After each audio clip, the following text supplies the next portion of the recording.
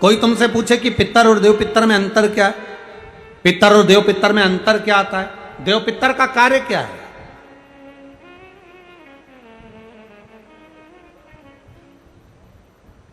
हम जब भी कोई पूजन करते हैं तो कहते पितृ देवता, बोलते कि नहीं बोलते?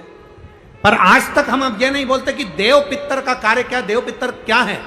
पितर देव नहीं, देव पितर का कार्य क्या है? देव पितर का एक कार्य है, परमात्मा जीव को गर्भ में धारण करा देता है, पर जो शरीर गर्भ के अंदर बच्चे का बनता है, बेटा बेटी का जो गर्भ के अंदर शरीर बनता है, वो देव पितर निर्मित करते हैं।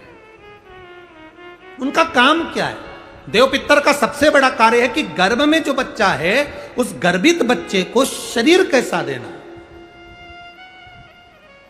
उसके नेत्र ज्योति कम रखना है, श्रवण शक्ति कम रखना है, उसकी छाती में, उसके हृदय में, उसके दिल में छेद करना है, हड्डी को कमजोर करना है, पांव टेढ़ा करना है, हाथ टेढ़ा करना है, या उस शरीर को सही तरह से निर्मित करना।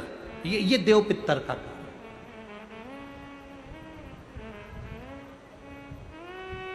ये देव पितर का काम।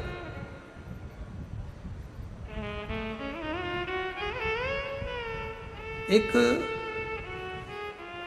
जैसे आप लोगों के स्मरण में होगा कि श्राद्ध पक्ष के अंदर चुटकी भर आटा दरवाजे की दोनों चौखट पर डाला जाता है। किसी किसी के यहां दरवाजे पर आटे से रंगोली बनाई जाती है।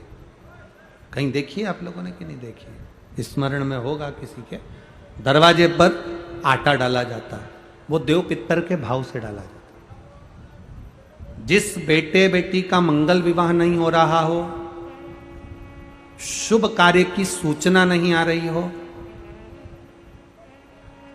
बहुत दिनों से एक फाइल कहीं लगी हुई है, अटकी हुई है, नहीं काम हो रहा, हम उनसे कहेंगे ये जो 16 दिन श्राद्ध के हैं, जितने दिन निकल गए निकल गए, जितने दिन बचे हैं उन दिन में आपके दरवाजे के बाहर एक चुटकी घर से आटा लाकर चौखट के इस ओर चौखट के उस ओर दोनों जगह चुटकी भर आटे को डालना प्रारंभ करो। 16 दिन श्राद्ध के पूर्ण हो।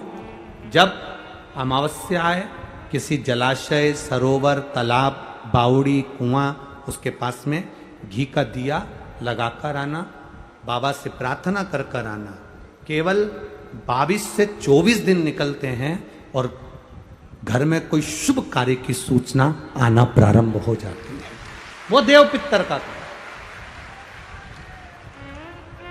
वो कार्य देव पितर का। वो देव पितर किस तरह से करेगा? बेटे की शादी, बेटी की शादी, हम कहें किसी के 42 साल भी अगर उम्र हो गई है, 40 साल, 42 साल, 35 साल, 38 साल, शादी नहीं हो रही तो कर कर देखना, एक बार बाबा से प्रार्थना कर कर देखना। देव पितर का कार्य क्या है? घर में शुभ कार्य को करवाना, घर में अच्छी चीजें लाना, गर्भ में जो बच्चा है उस बच्चे को शरीर पूरा देना, ये देव पितर का कार्य है। पितृदेव और देव पितर में बहुत अंतर है, बहुत अंतर। एक चुटकी आटा, अब तो थोड़ा सा रंगोली का काम ज्यादा हो गया, नहीं तो हमने पहले भी कथाओं में कहा है कि 3 जगह पर आटे की रंगोली काम करती है, जिसका फल 1000 गुना होता है। 3 जगह पर आटे की रंगोली काम करती है, हमने पहले भी कहा। पहला, पितरों की पूजन हो रही हो, पितरों का पाटा भरा रहा हो, पितरों के लिए जोत लग रही हो, पितरों के लिए या अन्य स्थान पर कहीं पूजन हो, तो वहां पर आटे की रंगोली काम आती है। वहां पर रंग बिरंगी या पत्थर की रंगोली नहीं, मिट्टी की रंगोली नहीं, आटे की रंगोली काम आती है। दूसरे नंबर पर तुम्हारे घर में यज्ञ हो रहा हो, घर के बाहर यज्ञ हो रहा हो, यज्ञ चल रहा हो, उस यज्ञ में 3 परिधियां बनती हैं ब्रह्मा विष्णु महेश की। देखिए आप लोगों ने, यज्ञ कुंड जो बनाया जाता है, उस यज्ञ कुंड पर पत्थर की रंगोली नहीं, मिट्टी की रंगोली नहीं, आटे की रंगोली डलना चाहिए। ये पहले डलती थी, अब लोगों ने फैशन में दूसरी डालना प्रारंभ कर दी। आटे की रंगोली डली होती है जब हम साकल्य छोड़ते हैं, अग्नि को जब हम साकल्य देते हैं, तो जिस आटे की रंगोली उस पर बनी होती है, तो हमारी जो साकल्य छोड़ी जाती है उसमें से एक अंश भाग हमारे पितरों के खाते में चला जाता है, जिससे पितरों की मुक्ति प्राप्त हो जाती है। तीसरा, आटे की रंगोली तीसरी, घर में शादी हो रही हो, मंडप बंधा हो, उस मंडप के नीचे जब पूजन हो रही हो उस समय पर पत्थर की या मिट्टी की रंगोली नहीं, अगर पंडित पूजन करा रहे हैं या मंडप की पूजन हो रही है जिसके नीचे लड़का लड़की की भांवर होगी, दूल्हा बैठेगा, दुल्हन बैठेगी, वहां मिट्टी की रंगोली या पत्थर की रंगोली नहीं, उस जगह पर आटे की, हल्दी की रंगोली डाली जाती। अब आपके यहाँ डालते कि नहीं डालते पता नहीं, पर हमारे यहाँ शास्त्र रीति कहती है ये 3 जगह की जो रंगोलियां हैं ये हमको आटे की रंगोली डलने से। क्यों शादी के मंडप में पत्थर की रंगोली या मिट्टी की रंगोली क्यों नहीं डाली जाती? शादी के मंडप में यहाँ दूल्हा दुल्हन की शादी होती है, वहाँ पंडित जी भी आटे की रंगोली डाल देते हैं, घर की बहन बेटियां आटे की रंगोली डाल देती है। उसका कारण क्या होता है? जिसकी शादी में मंडप के नीचे आटे की रंगोली डलती है वहां पितरों को निमंत्रण नहीं देने की जरूरत पड़ती, वहां पितर उस वर कन्या को आशीर्वाद देते हैं जिससे उनका वंश बढ़ता है, वंश रुकता नहीं। और ये निश्चित है जिसकी शादी में, जिसके विवाह में आटे की रंगोली डलकर भांवर हुई होगी उसके घर में संतान सुख रुक नहीं सकता, उसके यहाँ संतान का सुख होता ही है।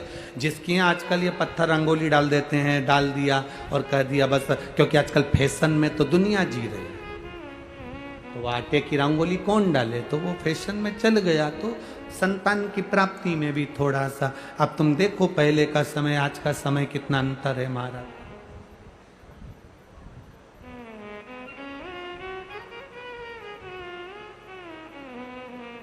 पहले के समय में संतान का सुख शादी के 1-2 साल में प्राप्त हो जाता था। आज के समय में संतान का सुख जब तक डॉक्टर के यहाँ दोनों जांच नहीं करा कर आ जाए, दिखा कर नहीं आ जाए।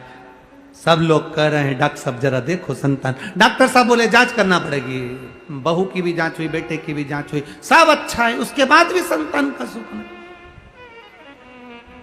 उसके बाद भी संतान की प्राप्ति नहीं। शिव तत्व को जानिए। शिव महापुराण की कथा कहती है 3 जगह आटे की रंगोली की मूलता है। बोलेंगे आप लोग, पहला स्थान दरवाजे की चौखट, दूसरा स्थान बोलते जाओ जल्दी यज्ञ कुंड, तीसरा स्थान शादी का मंडप जहां पर भले चुटकी भर आटे की रंगोली बने पर वो जरूरी है। 3 स्थान आटे की रंगोली के मूल।